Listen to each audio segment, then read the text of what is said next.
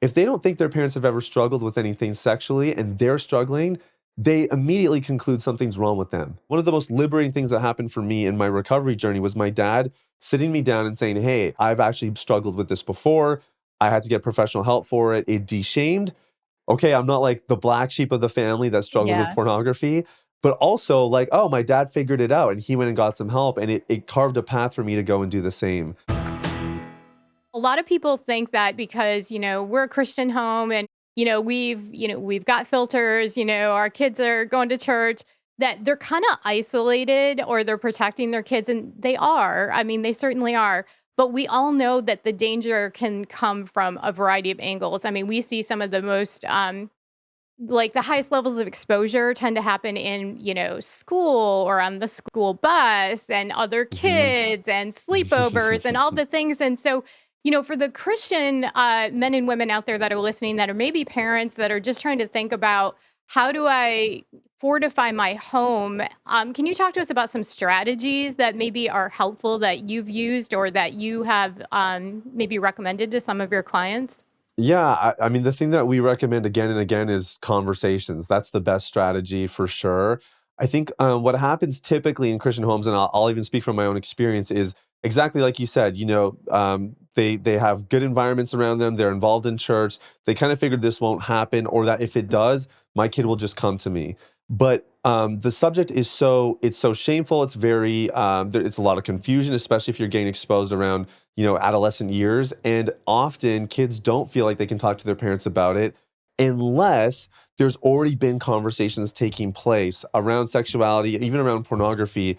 That really goes a long way. So, like, look, I'm a young father. I got two little boys. My oldest just turned 2. My youngest is about 9 weeks old. And Congratulations. thank you so much. And my son, my 2-year-old son, since he has been able to identify body parts, we taught him about everything, including his reproductive organs, just like it's another part of the body, because it is just another part of the body.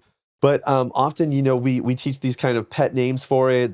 The parents get a little clammy around certain subjects, and the kids kind of learn this subconsciously, like, oh, I guess I can't talk to them about it, or it feels a little bit uncomfortable. It feels a little bit strange.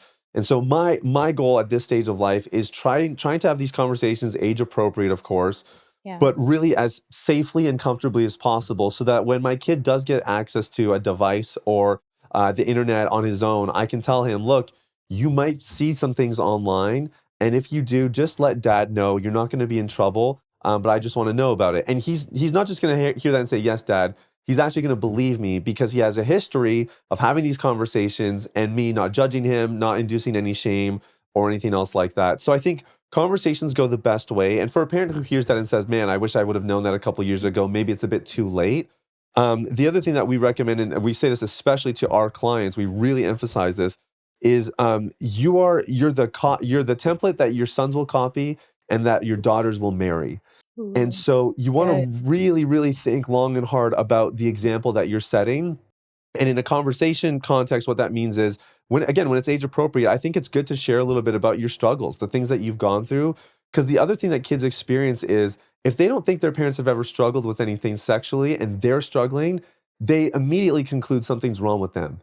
Yeah. Like dad's perfect, dad's never struggled with this stuff. Something must be wrong with me. One of the most liberating things that happened for me in my recovery journey was my dad sitting me down and saying, "Hey, I'm so glad," because I was starting to be more vocal about my struggle with him. And he said, I need to tell you that I've actually struggled with this before.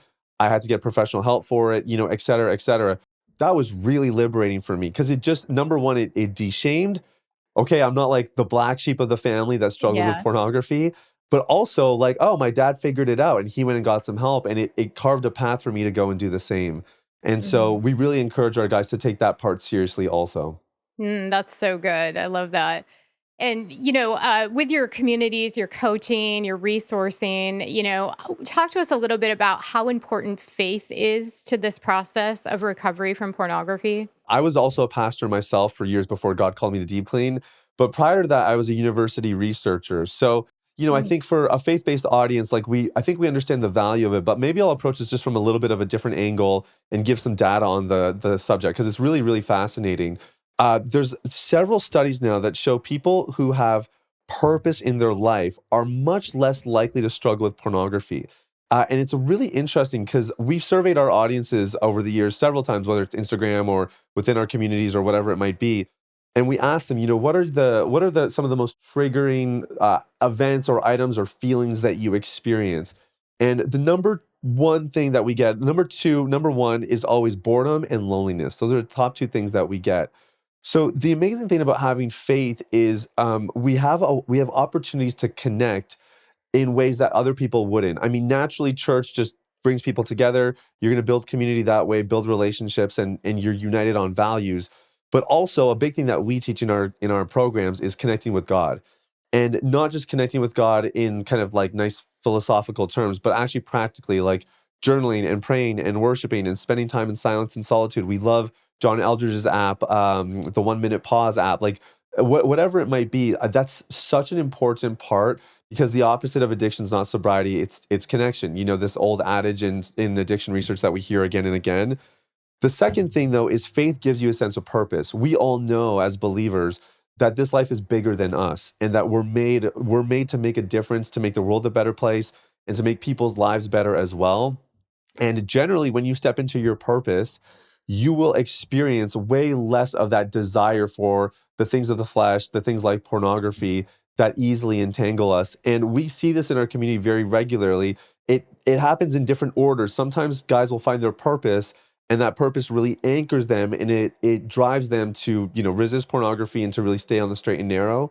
But probably more commonly, we see the opposite. Guys will go through the system, they quit pornography, and it's so confidence giving, and it gives back all this time and energy that they then start that business they always wanted to start. They start volunteering in ministry and taking a leadership role that they couldn't take before because they would have felt like a hypocrite.